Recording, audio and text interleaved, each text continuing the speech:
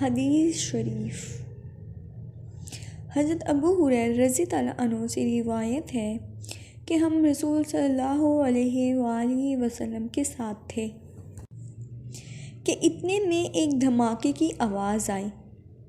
رسول صلی اللہ علیہ وآلہ وسلم نے فرمایا، تم جانتے ہو یہ کیا ہے؟ ہم نے عرض کیا، اللہ اور اس کے رسول خوب جانتے ہیں۔ رسول صلی اللہ علیہ وآلہ وسلم نے فرمایا، یہ ایک پتھر ہے جو جہنم میں پھینکا گیا تھا 70 برس پہلے، اب اس کی تہہ میں پہنچا ہے۔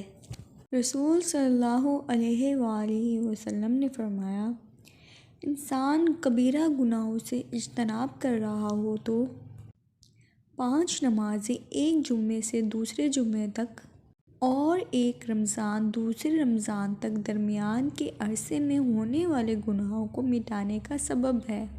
سبحان اللہ! 2 شخصوں کو دیکھ کر اللہ تعالیٰ مسکراتا ہے۔